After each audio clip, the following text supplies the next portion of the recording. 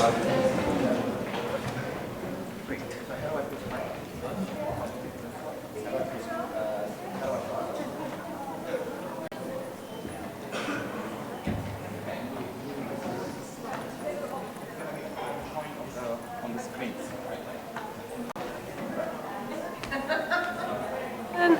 once you finish, and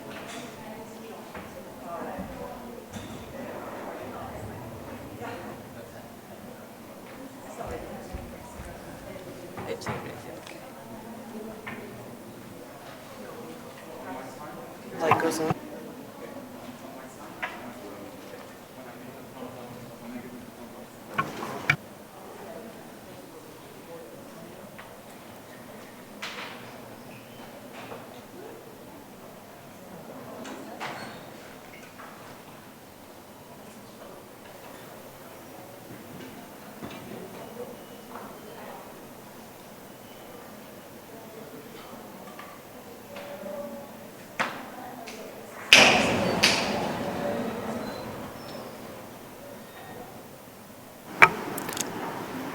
Hello, welcome everybody to this press conference and also to those tuning in.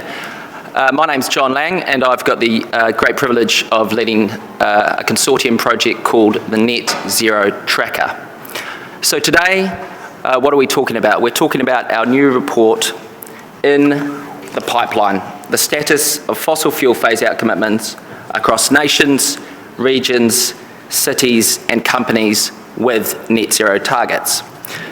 It's great to finally be talking about the main thing that we need to do to solve climate change. Today I'm joined by three esteemed panellists. My colleague Natasha Lutz, she is the co-data lead at the Net Zero Tracker and studying for a PhD at the University of Oxford. We've also got my other colleague, Dr. Steve Smith, Executive Director of Oxford Net Zero and Core, aligned with the University of Oxford, and he is also a colleague of mine at the Net Zero Tracker. And finally, we have Tsipora Berman, Chair of the Fossil Fuel Non-Proliferation Treaty Initiative and International Program Director at Stand Earth. So what is the Net Zero Tracker and what do we do? So we are, as I mentioned, a consortium project between ourselves, the Energy and Climate Intelligence Unit, the University of Oxford, specifically Oxford Net Zero, the New Climate Institute based in Germany, and the Data-Driven Envirolab based in the US. And who do we look at? We look at all nations in the world, all regions in the 25 largest emitting nations in the world, every city with over 500,000 people, and the largest 2,000 publicly listed companies in the world. Essentially, we're a transparency and accountability tool. We fill reporting gaps out there. There are myriad reporting gaps, and we try and create the most comprehensive database possible using a small army of Oxford University students to collect data. So the data we collect are what we call markers of integrity. Things like, does a company have a decent plan? Does it cover all of its emissions? Does it specify what it's doing on offsets? And does it have interim targets for near-term emission reductions? Last year, Antonio Guterres commissioned a report by a group called the High-Level Expert Group on the Net Zero Emission Commitments of Non-State Entities. It's a bit of a mouthful, so we call it the UN Expert Group. And what they do is they try and address something that Antonio Guterres said that net zero suffers from, a surplus of confusion and a deficit of credibility. And what we're trying to do at the Tracker is align some of our integrity indicators with this UN Expert Group's report.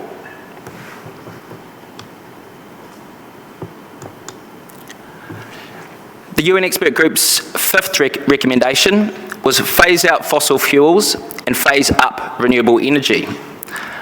So in part because of that, we decided to launch a new indicator of phasing out fossil fuels across all of our entities with net zero targets.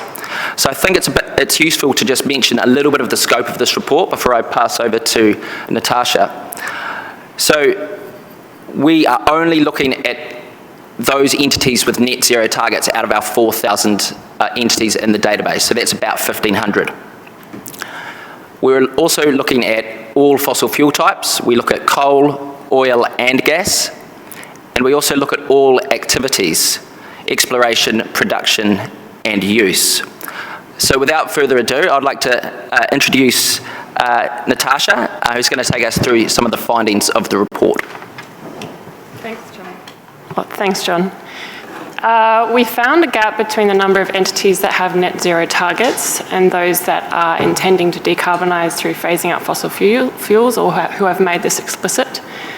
National net zero targets cover 88% of global greenhouse gas emissions, but only 7% of those emissions are covered by at least one commitment to phase out the exploration, production or use of coal, oil or gas.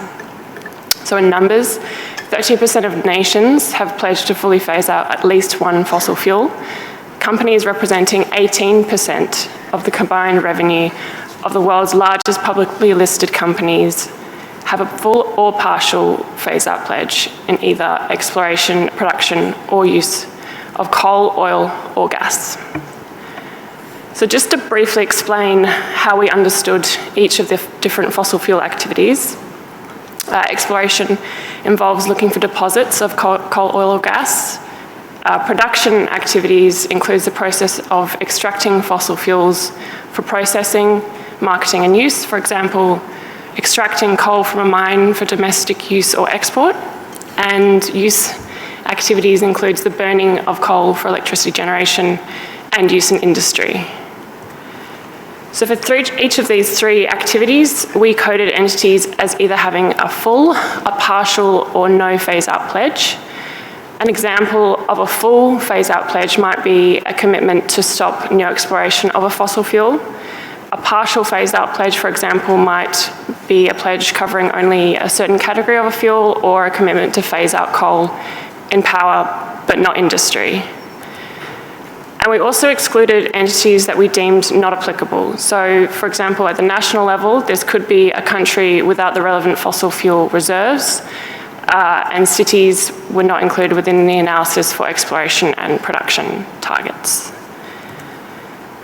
Pledges that include only unabated fossil fuel use or a continued use of fossil fuels with carbon capture and storage were not considered as a phase-out for the purposes of this report. So, for example, the recent pledge by the US to join the Powering Past Coal Alliance didn't change the analysis.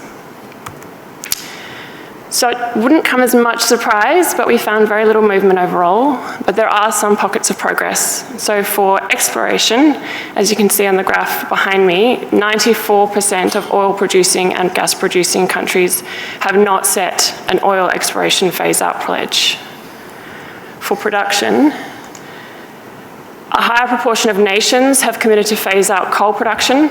13% of coal-producing nations have pledged full coal production phase-outs, and this represents only 5% of coal production within countries with a net zero target. For oil, only 3% of countries, which is essentially two countries, Denmark and Spain, have set a commitment to fully phase out oil production, while 4% have a partial phase out, and collectively, these full and partial phase-out pledges account for only 0.09% of oil production globally. In terms of use, so the HLEG that John mentioned, the high-level expert group, recommends a phase-out by 2030 for OECD-based companies and 2040 for non-OECD-based companies. And although this is stated for companies, we also use it to benchmark nations. So using this HLEG framing for phasing out ambition, we noted that 33% of OECD countries with net zero targets have committed to phase out coal from the power sector by 2030, and only 7% of non-OECD countries with net zero targets have committed to phase out coal from the power sector by 2040. Interestingly, the only city with a net zero target that has a full phase-out commitment for fossil fuel is Stockholm, which has extended the remit of its phase-out to include industry-related fossil fuel use. And trickling down into the corporate sphere, as you can see on the graph behind me, we found the sector with the highest percentage of phase-outs is in power generation, coal power generation. And in this sector, Ørsted provides a really interesting example of a company that has successfully diversified its business model away from fossil fuel use and now is predominantly focused on renewable energy. So overall, amongst the discussions of fossil fuel phase-outs, there is currently limited data across national, subnational and corporate ambition, and this analysis that we're presenting today is a contribution to closing that gap.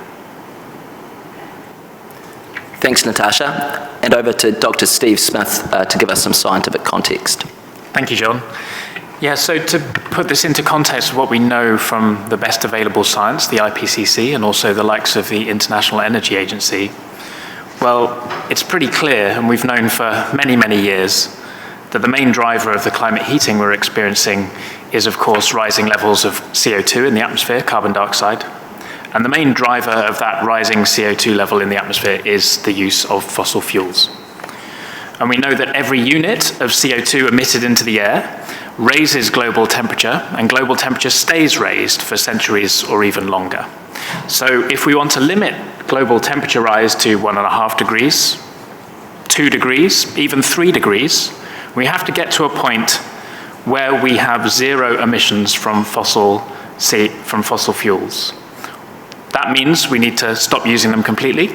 We need to find a way of preventing those CO2 emissions from fossil fuel use getting into the atmosphere, some form of carbon capture and storage, or we need to balance out those residual emissions into the atmosphere with some form of equally durable carbon dioxide removal. So what are the pathways that might get us to the Paris Agreement goal of 1.5 degrees? Well, on the slide, you can see a summary of what the Intergovernmental Panel on Climate Change says, based on the range of pathways that they assess, consistent with a 50-50 chance of staying close to 1.5 degrees. And these are the average numbers, so they have a whole cluster of scenarios, some of which include full fossil fuel phase-out. On average, they show very strong ramp downs in fossil fuel use. So even this decade, we see declines on average of 75% for energy from coal, and 10% equivalently for energy from oil and gas. And out to 2050, that changes to effectively a complete end to coal use, and a 60% reduction in oil, 45% reduction in energy from gas. And the International Energy Agency, in its net zero by 2050 pathway, has very similar numbers actually, and a very similar message. It has a decline in oil and gas demand starting this decade, has zero coal without carbon capture and storage by 2050. And all this, it says, can be done while still providing the affordable energy access that everyone needs. Importantly, this means that energy needs for net zero can actually be met through supply from existing oil, coal, and gas fields and mines. Even though we don't stop use completely overnight, it does not require the opening up of new resources, new exploration. And plans for governments and the fossil fuel sector at the moment are going in the opposite direction. Under current policies, the International Energy Agency forecasts that oil and gas demand will roughly flatline at current levels out to 2050. And that means investments in new resources to keep the pipes flowing. This is clearly not aligned with ending climate change in time. One other thing that the science and the IPCC and the International Energy Agency are clear on is that carbon capture and storage is a crucial technology for meeting our climate targets. So we should be working hard to scale that too, but it's not a panacea even if it makes a difference. So the IEA estimates that if we continue on a business as usual track, stick to the emissions cuts in the net zero pathway and expect that carbon capture and storage is going to help us out, that's going to require 30 billion tons per year of carbon capture and storage by 2050. Currently, carbon capture and storage is at 45 million tons per year, 3 orders of magnitude smaller. It's pretty infeasible that we would get to that amount. Now, carbon capture and storage is going to be important actually for other sectors as well, for dealing with industrial emissions, for actually helping out with carbon removal, taking carbon dioxide back out the atmosphere. So we should treat this as a scarce resource, and while it might play a bit of a role in fossil fuel sector decarbonisation, I don't think we can bank on using this scarce resource to prop up the fossil fuel industry as it is. So a world of net zero emissions and meeting our climate goals is not compatible with continued fossil fuel development. It's compatible with rapid reductions in use, a scaling up of carbon capture and storage where we can, and carbon removal, and we have plenty of existing and approved projects to cover what we'll need for fossil fuels. Thank you. Thanks very much, Steve. And over to Zipporah Berman, Chair of the Fossil Fuel Non-Proliferation Treaty Initiative. Thank you so much. As the Net Zero Tracker report and wider analysis shows, for all our talk on targets and emissions reductions and net zero, there's still a striking lack of commitments and clarity on phase-out plans for oil, gas, and coal, the three products that are responsible for 86% of the emissions trapped in our atmosphere today and causing the dramatic rise in extreme weather, in fires, in floods, in lethal heat. We're hearing that national net zero targets cover 88% of global GHG emissions, but only 7% of those emissions are covered by any kind of national commitment to phase out exploration, production, or use of coal, oil, and gas.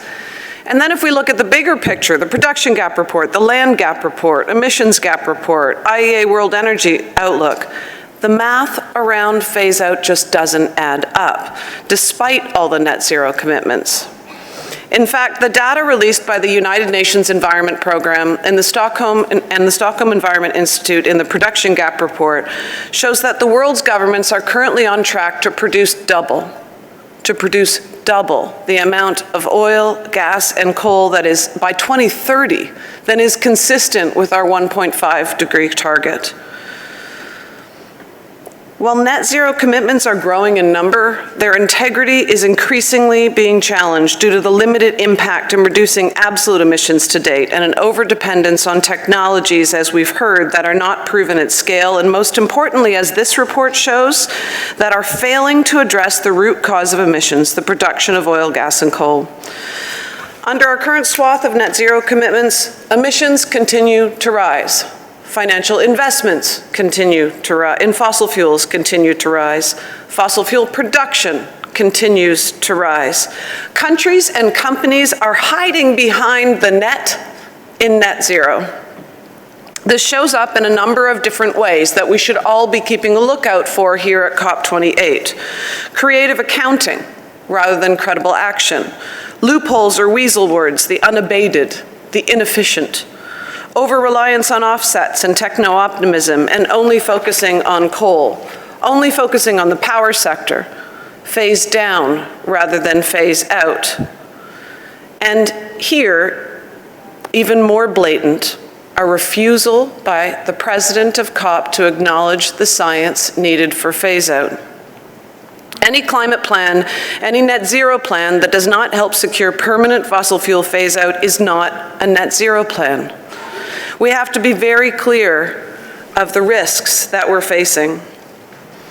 We have good guidance, as we've heard, in the form of the high-level expert group on net zero, but we need to implement it and underpin it with a mechanism to coordinate global phase-out, even if we have huge success here at COP28. And we're able to secure language for a phase-out of all fossil fuels for the first time in 28 COPs. That will be a success, but then we need a plan. How do we manage the wind down of fossil fuel production in line with the demand destruction that we know we're seeing that leaves no country, no community behind? A fossil fuel non-proliferation treaty is needed to ensure the transition is by design and not disaster. It plays an important role in solidifying the direction of travel for policymakers, industry, and investors, and removes the barriers to transformation, innovation, and investment. It creates a more level playing field. It will help us navigate the challenges and issues that arise for a phase-out. Right now, every producer country, every company wants to be the last barrel sold, and that's why we're in the situation that we're in. Without a fossil fuel non-proliferation treaty, the continued growth of fossil fuel supply and production risks undoing progress made to date, creating stranded assets, and increases the likelihood of our remaining carbon budgets being exceeded. But luckily, after decades of climate negotiations, fossil fuels have been dragged center stage here at COP28, and momentum is now building rapidly behind the fossil fuel treaty proposal. This morning, the Guardian editorial board endorsed the call for the fossil fuel treaty, and here at COP, we saw 2 more nation states join the growing bloc of now 10 nation states that are calling for a negotiated mandate for a fossil fuel treaty. Vanuatu, Tuvalu, Tonga, Fiji, the Solomon Islands, Niue, Antigua and Barbuda, Timor-Leste were all joined at this COP by Palau and Colombia, and they're now joining forces to start designing a fossil fuel treaty. Colombia became the first Latin American country to formally join the bloc and is the largest fossil fuel producing country to endorse the treaty proposal. And that's because they know we can't keep making the problem bigger. And like the over 2,000 scientists that have endorsed the fossil fuel treaty proposal, they know that we need international cooperation to wind down production. The fact that 28 COPs have refused to directly address the need for a phase out of fossil fuels is a result of the billions spent in lobbying and public relations by the oil, gas, and coal industries. And countries need to come together to stand up to the fossil fuel industry, because these countries and companies that are expanding fossil fuels hold humanity in a chokehold. 5 million people died this year from lethal heat alone, 7 million from fossil fuels, from air pollution due to fossil fuels alone. To keep more people safe, to save lives, we need our countries and the companies to act in line with the science. And let's be clear, it's not a transition if we're growing the problem. And what we build today will be what we use tomorrow. And that's why ending the expansion of new oil, gas, and coal is absolutely critical. Those making net zero commitments need to align both their actions and their advocacy towards stopping the expansion of fossil fuels and securing a global just transition away from coal, oil, and gas in a manner that is fast, fair, financed, and leaves no one behind. This report lays bare the fallacy that net zero targets can be met while countries continue to expand fossil fuels. We cannot allow net zero commitments to continue to be a haven for bad math and broken promises. Thank you. Thank you, Sapora. So we can go to a Q&A for a couple of minutes. We might be able to take a couple of questions if there are any from the crowd.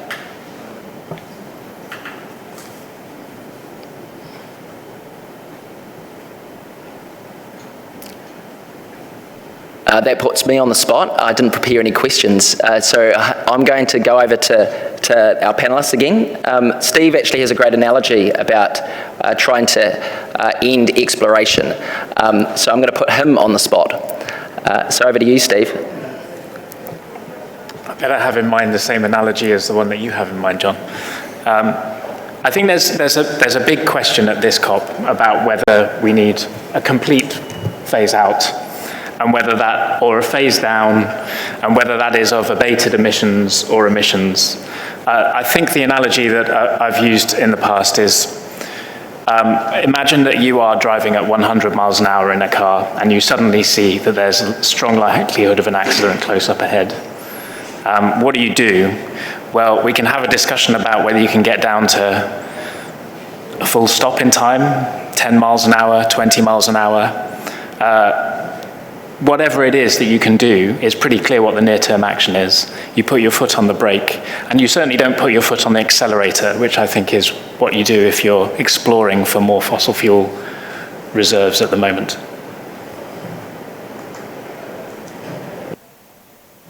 Thanks very much, Steve. So with that, I think we can close up, unless there are any other questions. Just scanning the crowd for 5 seconds. Oh, we've got one. The woman in the white near the back there.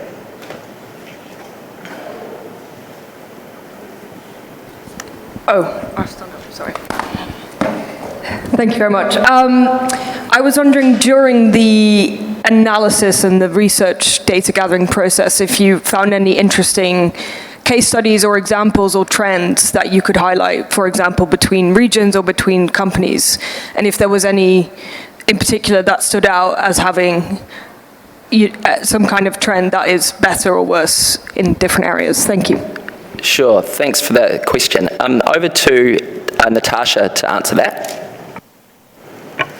Yeah, we have put in the report a couple of case studies, Orsted, Spain, as a national level for, putting their phase out into legislation. So we can catch up afterwards and go through those if that's helpful.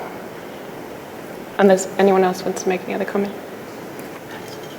Is it worth mentioning Stockholm as well, Yep, which is basically the leading exemplar across all fossil fuel activities. But yeah, like Natasha said, we can take that offline. I think we need to close up now. So thank you very much for attending, and for those tuning in live, thank you.